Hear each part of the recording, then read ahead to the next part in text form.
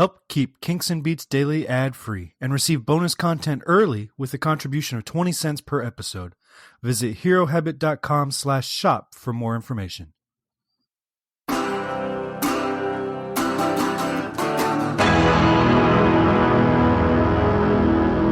Welcome to Kinks and Beats Daily.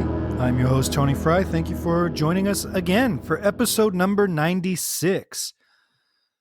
We are getting so close to our 100th episode. I hope that you all are spreading the word about this podcast and remembering to tag Hero Habit at Hero Habit, all one word, on all your social medias, so that we can get into the top 10 for episode 100 next week.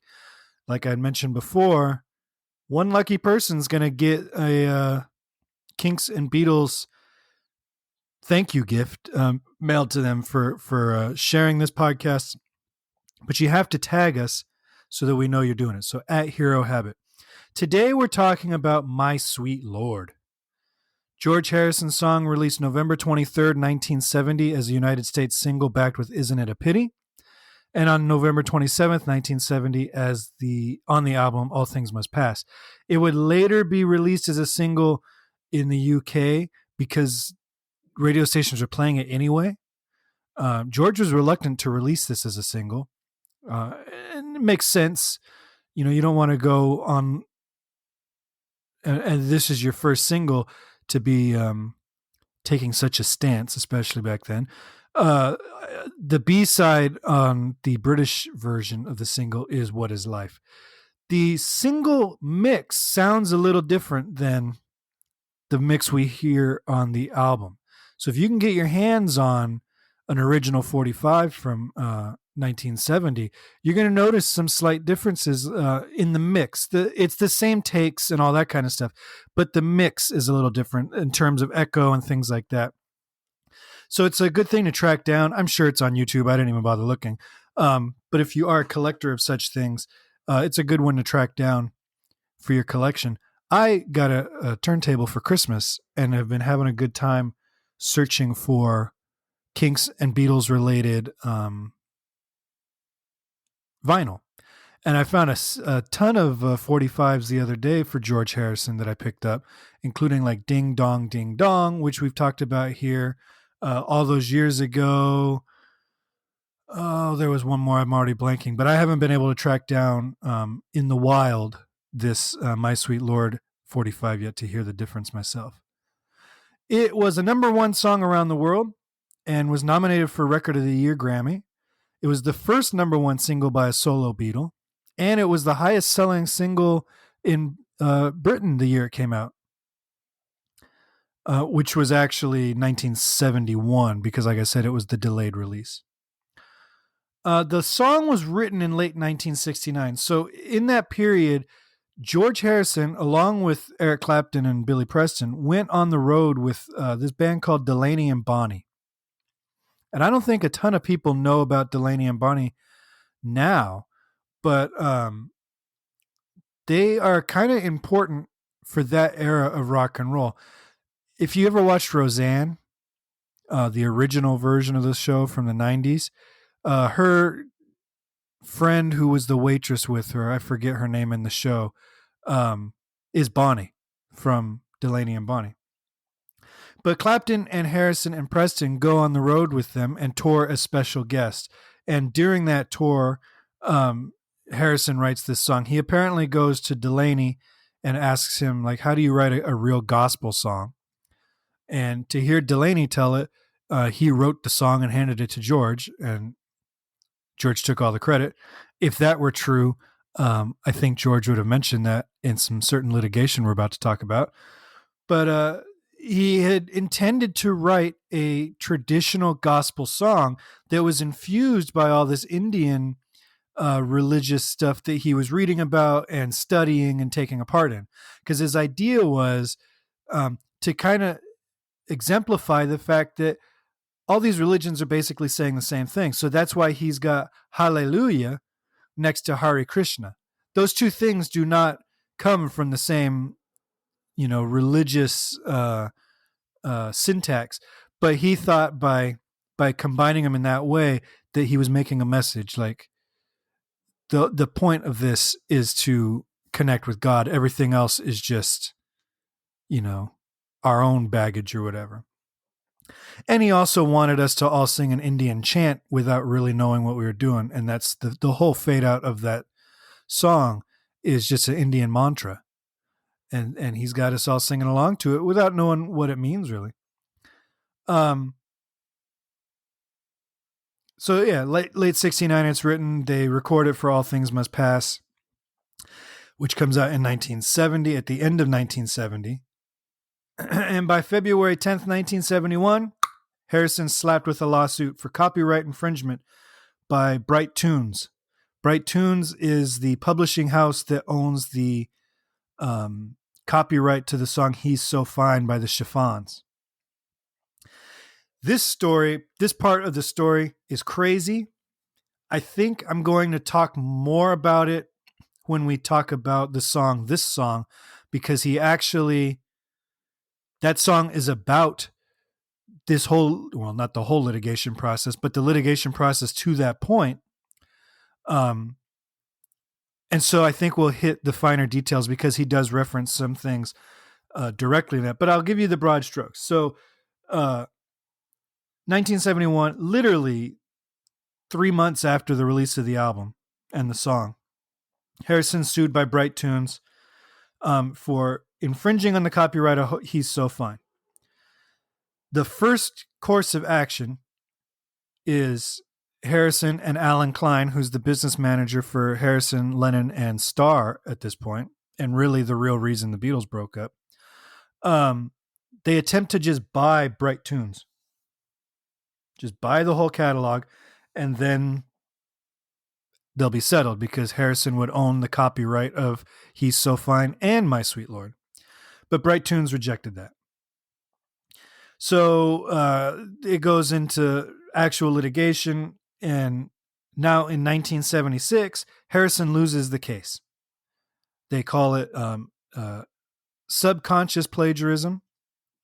They say there are enough differences in the song that he obviously wasn't just lifting it entirely. And it wasn't, because harmonically his is much more complicated, and we'll talk about that in a minute. There are some aspects to his song that are much more sophisticated than the Chiffons' He's So Fine. But they also said it's similar enough that you should have known better. So that's 1976. He is asked to pay $1.6 million in damages to Bright Tunes, which is a significant percentage of the money he made from the My Sweet Lord single, and dips into the money he made from All Things Must Pass and the Best of George Harrison compilation, which also had My Sweet Lord on it. So they're asking for a ton of money for this infringement, which a lot of people say was too much, because All Things Must Pass did not sell on the merits of My Sweet Lord alone. Right, it's an epic album, and one lawyer said, well, it was either a lawyer or a magazine. I'm sorry, I don't have the citation. They said nobody listened to that song and then dropped the money for a 3-disc expensive box set album. That album sold on its own, so they really shouldn't have got such a huge settlement.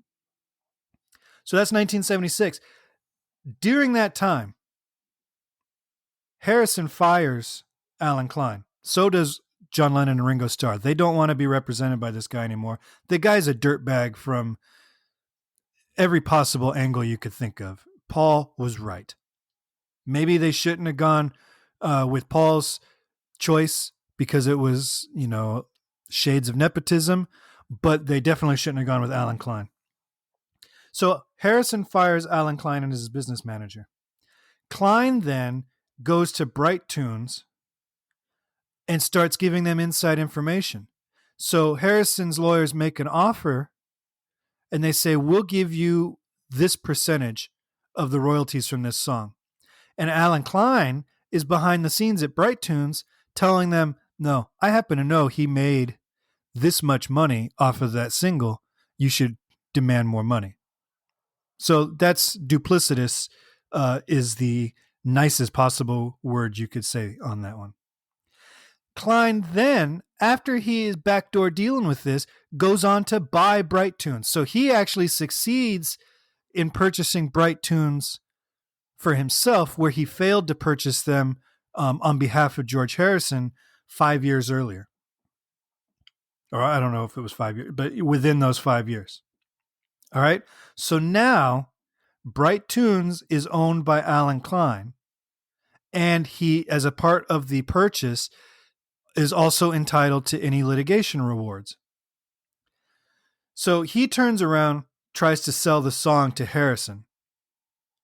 All right, because he owns it now. So he's trying to sell the song to Harrison. So he's trying to do, as the owner of Bright Tunes, exactly what he tried to get the previous owner of Bright Tunes to do, but at a much more inflated price.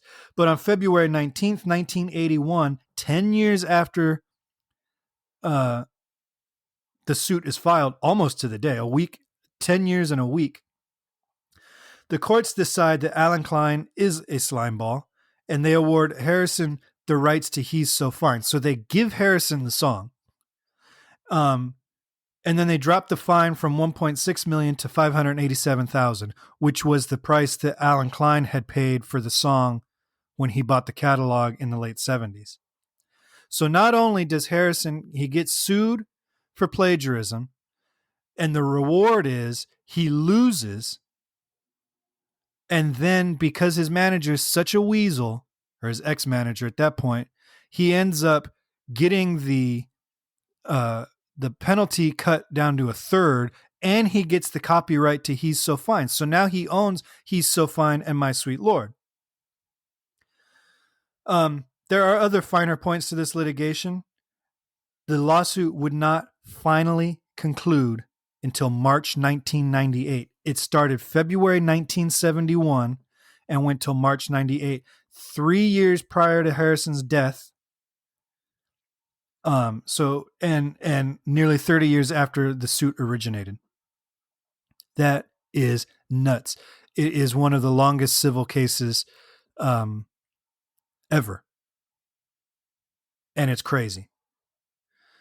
So to the song features George Harrison, Eric Clapton, Billy Preston, Gary Wright, Klaus Voormann, Ringo Starr, Jim Gordon, the entire band of Badfinger on acoustic guitars, and a few other players, not to mention the session people that recorded the orchestral arrangements. The song is played in F sharp minor. I'm going to play it down without the capo because I have no voice left. It's just a back and forth. He says he was inspired by This Little Light of Mine, and that if you listen to it with that in mind, you can see where that influence came from too.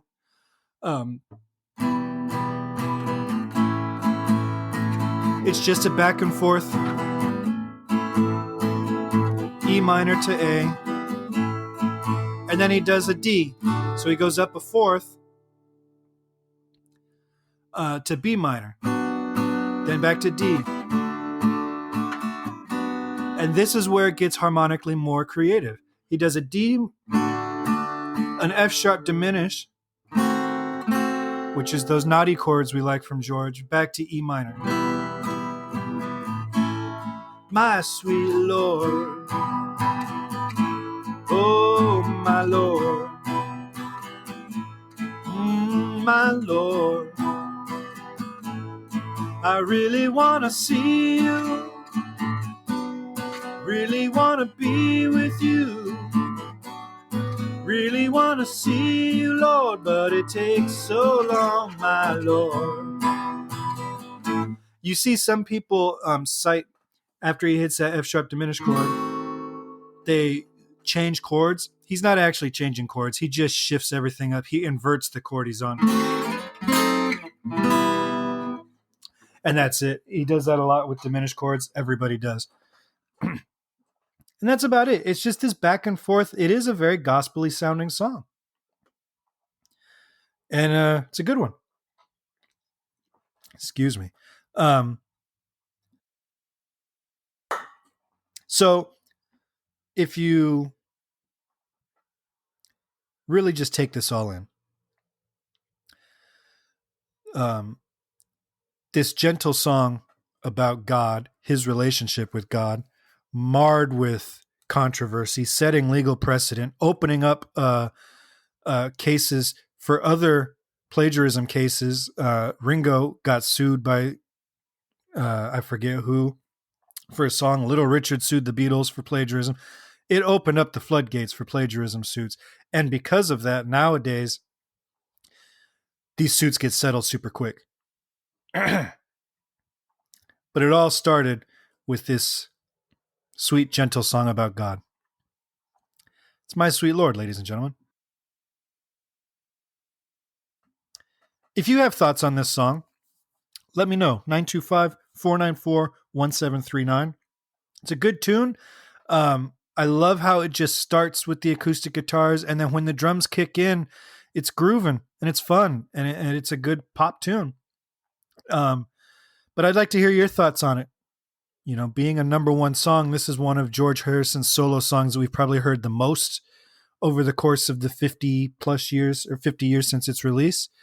I would love if the George Harrison estate for the 50th anniversary of this did a nice remaster box set with complete stripped down remixes as bonus material on this. Like John Lennon did with the Double Fantasy a few years ago.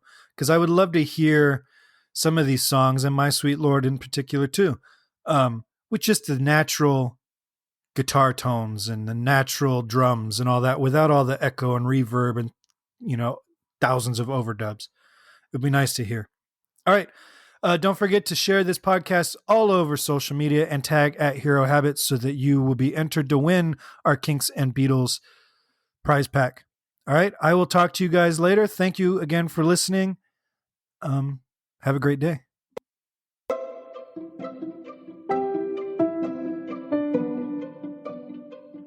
This podcast is presented by the Hero Habit Podcast Network.